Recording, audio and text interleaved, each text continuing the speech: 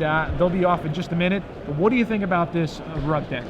I think it's awesome. Just having both Snapcaster Mage in your deck along with big green creatures is something that people have been trying to do for a long time, and this is really the only one I've seen that does it reasonably well. Like, flashing back Farseek is pretty cool. Yeah, only 3 copies of Farseek, which is kind of unique. Yeah, but I guess he wants to fit everything in. He's got 3 copies of Is-a-Charm, 3 copies of Farseek, 3 copies of Think Twice. He also doesn't have any 5-drops or more in his deck, which really helps. Yeah, definitely. Now, one thing that I noticed about this deck, it seems like he's got a terrible matchup against Bant Hexproof. You know, when you don't access to Far and Away, you don't access to Liliana. Yeah, he's drawing dead, pretty much. Yeah. He's casting 4 mana 4/4s, and then he's dead. Yeah, exactly.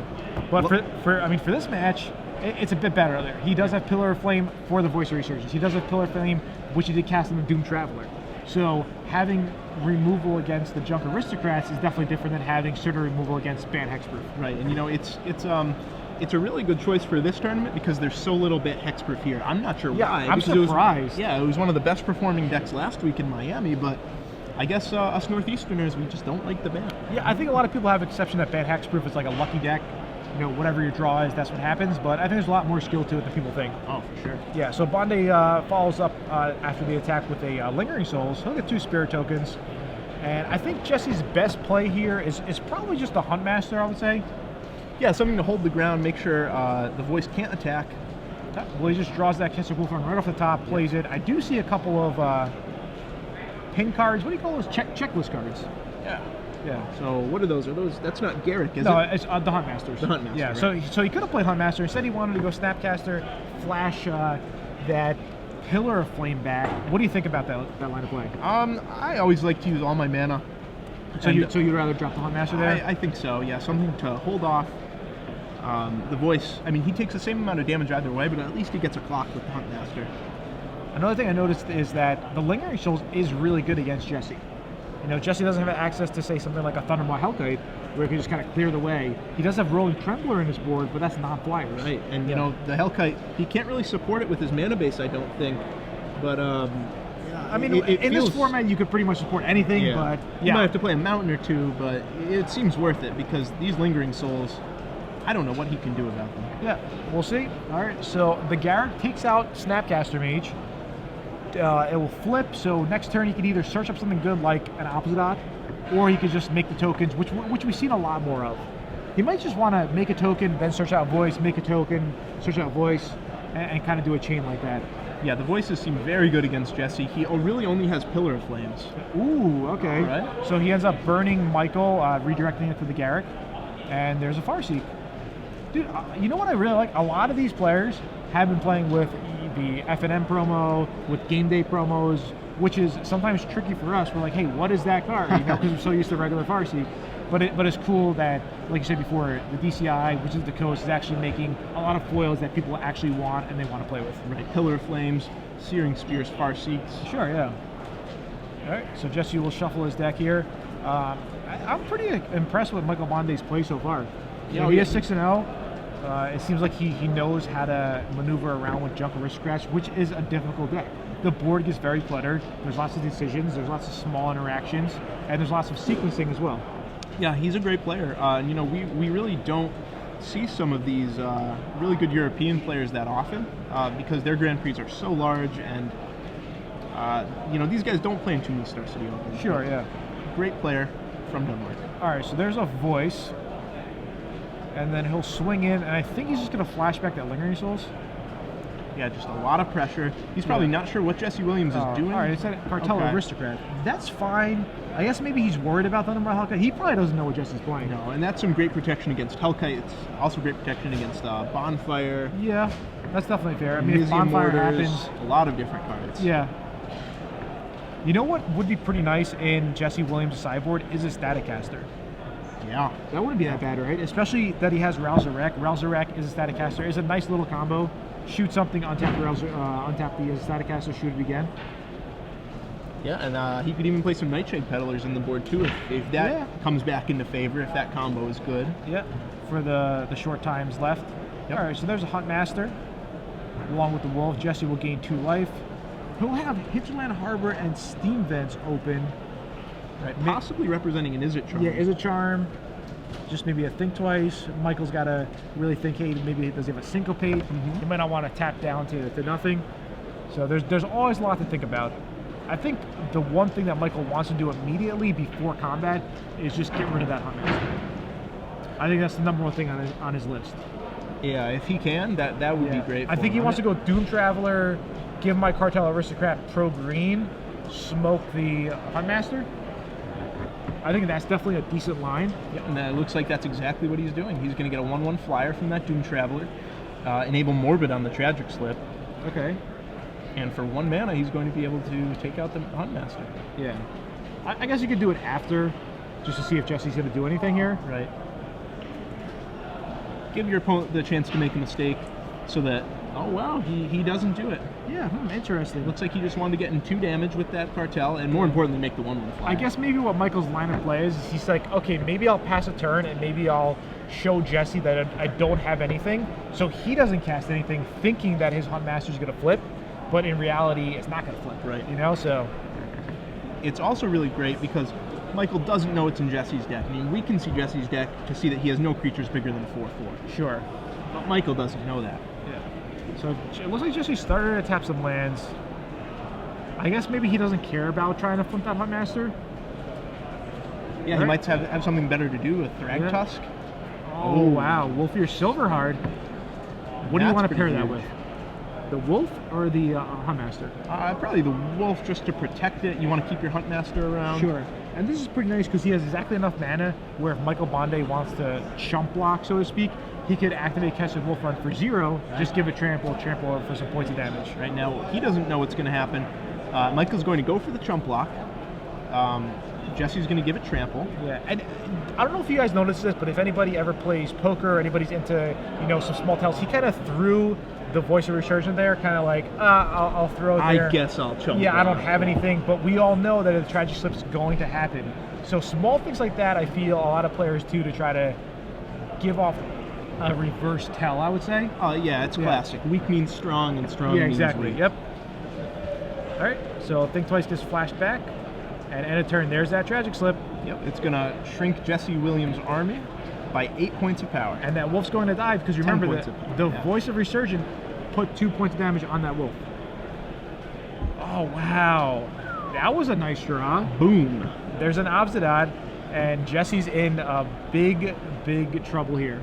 Yeah, Michael Bonde's board just keeps growing. Yeah, I mean, Jesse it was Williams looking bad already. shrinking. I was actually looking at Uzak. I was like, took my eyes away from the camera for 1 second. All of a sudden, boom, Obzidad's in play. The man himself, the ghost himself, Obzidat. Yeah, so unbeatable. I still want to know if anybody. I'm sure Brad wrote a bunch of articles about this. He really, put a lot of work into Junk Aristocrats. Why is there only 1 copy of Obzidat? Is it because you have Garrick, you go search for it? But it's just such a good card that I would like to see 2 main deck copies. Sure, there's 1 in the main, 1 on the board, but I don't know. I'm just a big fan of it. I think you have enough lands to actually cast everything as well. Yeah, I don't think that there are enough Supreme Verdict decks in the format right now to really warrant 2 main deck. Yeah. Maybe when Supreme Verdict gets more popular. Maybe. I mean, you are playing 25 lands in most Junk Aristocrats deck, right? So you're able to actually cast it. Right. Yeah. So all right. So that was a pretty quick game. Michael just takes a 1-0 game lead against Jesse. Jesse's gonna go to his sideboard, but he's not really gonna find too much. He's gonna see 2 extra Pillar of Flames. He's gonna be happy with that, right? Yeah. Dissipate, no way. Ground Seal doesn't do anything. He's got 4 copies of Ground Seal. Garrick Relentless, he's gonna have to bring in Garrick Relentless to fight Michael Bonde's Garricks. Right. Otherwise, the Garricks are just gonna run rampant. Jesse Williams has no real evasion. Let's see. He has no evasion in his deck. So all of Michael's trump blocks are going to be super effective unless he has one of his 2 Wolf Runs. Yeah, so. Wolf Run is the only evasion type card there. Right. Rousarek, do you think he wants to bring Rousarek in this matchup or no? It's not pretty, but I mean, it might be Rousarek, his best chance. Rousarek could fight a Garrick. Yeah, like in theory, yeah, okay. That's pretty reasonable. It could ramp him to something. It could ramp him to like a Wolfir Silverheart. Garrick is really, really good against Jesse Williams' deck, so I would probably bring in 3 Garrick, 2 Ral, and 2 Pillar. Yeah, and what about the Roaring Templars? Obviously, they're good against some of the cards and bad against the other. Yeah. Against Voice of Resurgent, not that good. Against Lingering Souls, not good. I think if I'm going to have 4 Pillar in my deck, I don't want any Rolling. Yeah, I mean, even Rolling Tumbler is not very good against something like a Doom Traveler. No. Like, he doesn't care. Really unimpressive. Yeah. Jesse's deck is really weak to flyers, and the Rolling Tumblers don't help that at all. And the other thing is that I think Michael Bonde is going to board out his Blood Artists. Oh, yeah. Because he probably thinks that Jesse Williams is going to have his Ecstatic Casters, and he's like, hey, I can't board out my Lingering Souls because I think they're too important. I'll cut the Blood Artist, try to make my deck more meaty, bring in an extra Obsidat, probably bring in the Appetite for Brains, try to hit a Huntmaster, try to hit Garrick, Wolfie or Silverheart, whatnot. Duress maybe even. He didn't see the Snapcasters. All he saw was like Huntmaster, so Duress is traditionally not that great against this kind of deck, but he has to ask himself the question, what's my opponent's blue for? Yeah, I mean, he only saw one Snapcaster, I think it was turn 4 when he could have played the Huntmaster. Right. But you're right. Oh, yeah, he did see it. Yeah. We didn't see 4 copies of Snapcaster. He might say, hey, maybe this guy's playing 2 copies of Snapcaster. He obviously doesn't have Restoration Angel, so if you're not really abusing Snapcaster Mage with Restoration Angel, then there's a good chance you're only playing 1 or 2 copies. So would you board in these Duresses here? I think I would probably board in Duress. Against any blue-based deck like this where, they're going to have removal cards, they're going to have maybe some card draw, I think Duress is fine. I think either Duress or Appetite for Brains you would want to bring in. Maybe you don't want to bring in 2 of each because you don't want to really dilute the deck of Junk Aristocrats. Because Junk Aristocrats individual cards aren't very powerful, you don't want to dilute the deck. You want the synergy to be there. Yeah, I definitely like that. I would never want 4 discard spells in my Junk Aristocrats deck post sideboard, except in a really specific matchup, maybe versus Blue-White Flash. Yeah. So listen, we have a Batman fan in the back wearing that Batman shirt, taking pictures of the feature match. He's excited. Maybe it's his friend playing, Yeah. It seems like it. So if you guys couldn't make it out to this event, you guys should check out the SCG Open in Richmond.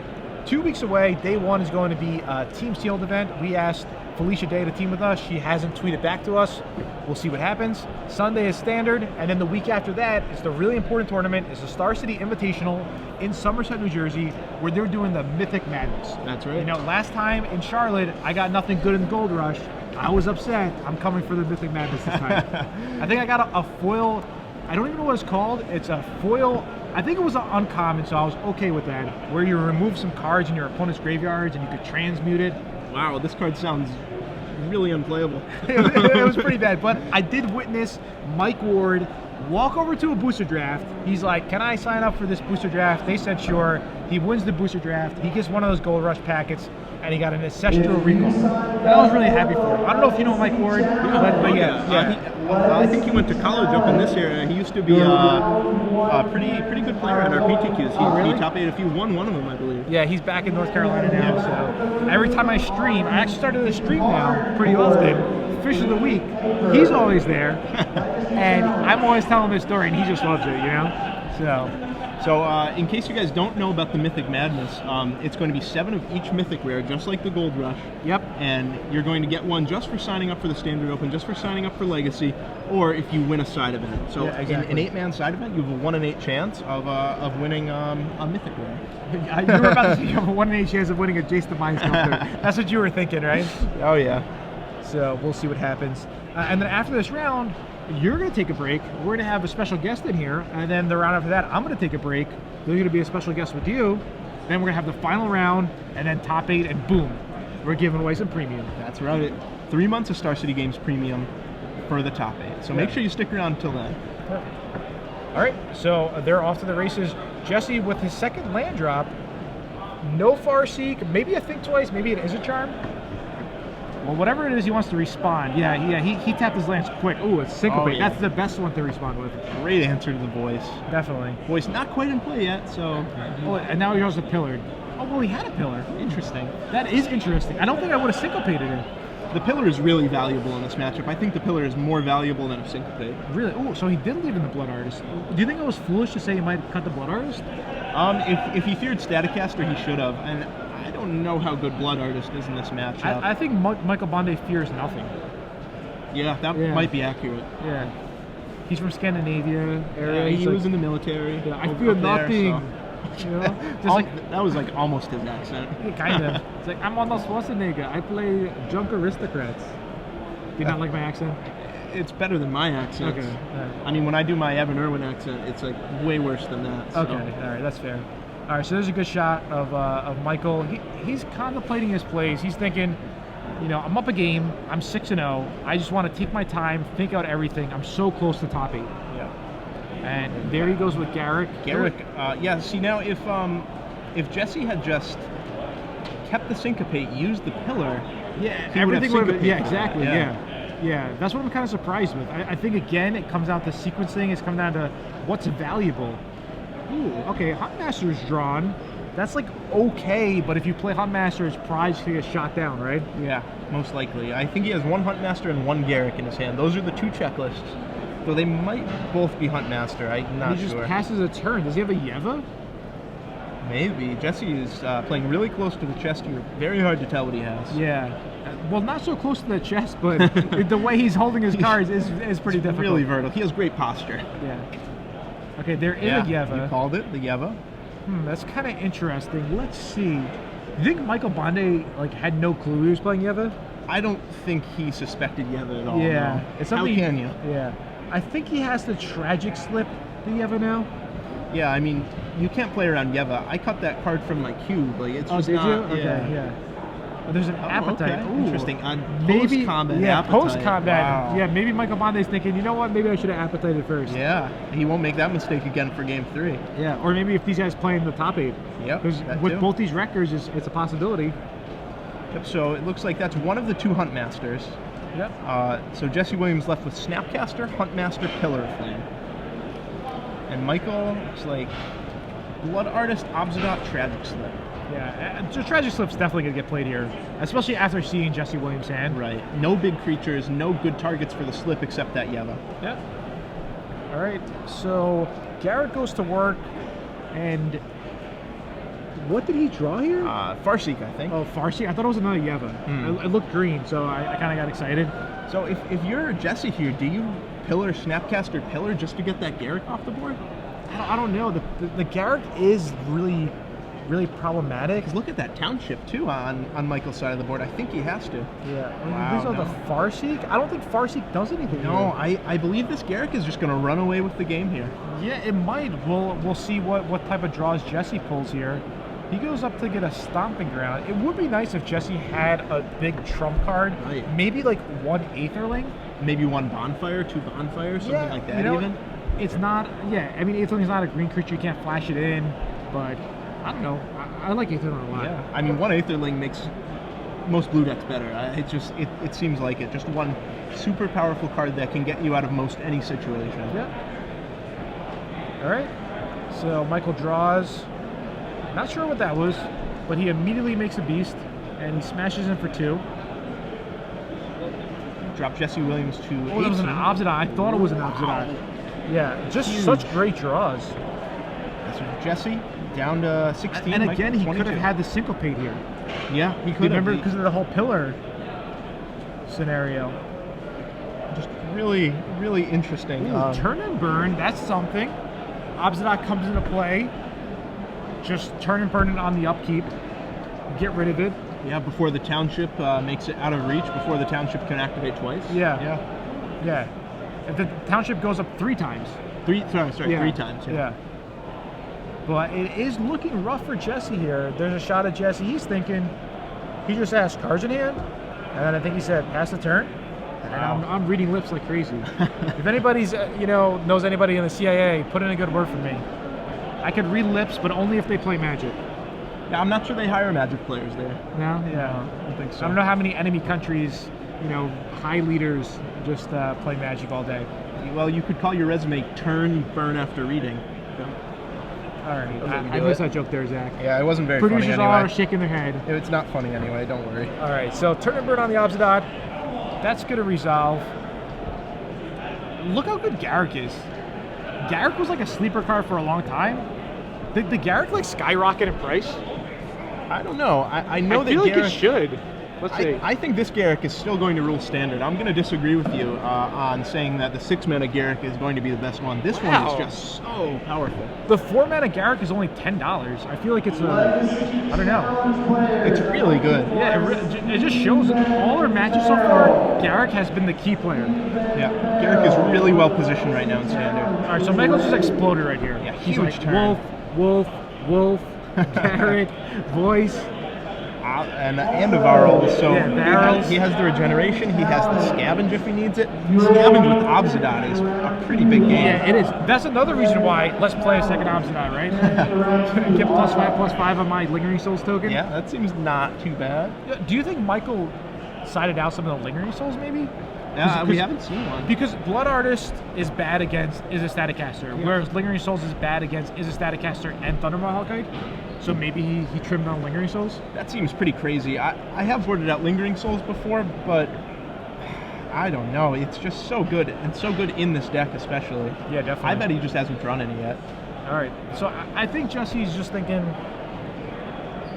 what am I doing? Where am I right now? Yeah, where am I?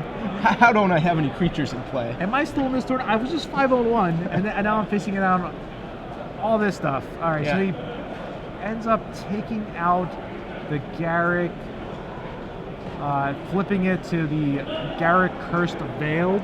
Yeah, interesting play. I mean, taking out Garrick Relentless, but turning it into the Cursed Veil is not great. Yeah, I don't know. And if Jesse took my line from a few turns ago when there was only one wolf in play of Pillar, Snapcaster Pillar, it would be in much better shape. Yeah, it is difficult. Like I said it before, I'll say it again. Junk Aristocrat is one of the most difficult decks to pilot and to play against. There's so much stuff on the board. It's crazy. All right, so he's going to sacrifices right now, I think. Yep, Garrick the Veil Curse to the graveyard.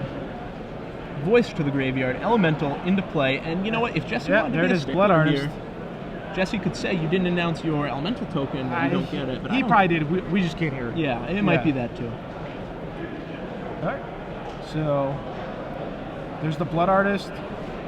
There's the Blood Artist, and that should be it. 2, 4, 6, 8. He blocks 4 trick. Yeah. So it looks like Jesse needs a 1-mana something. A 1-mana Pillar of Flame. Ooh, quicken into Pillar of Flame. With split second here, I believe. So it looks like Michael Bonde might move on to 7-0. He's just 1 match away from top 8. He is, yeah. That's crazy. Michael Bonde steamrolling there it is. this There's the tournament, handshake. 7-0. Jesse Williams, 5-1-1. Also still alive. Oh, look at that. He gave us the thumbs up. That's awesome. We love that. You know? Thumbs up. You know, I want to do that move. Yeah. I want to give a double thumbs up one day. The camera's about to be on us.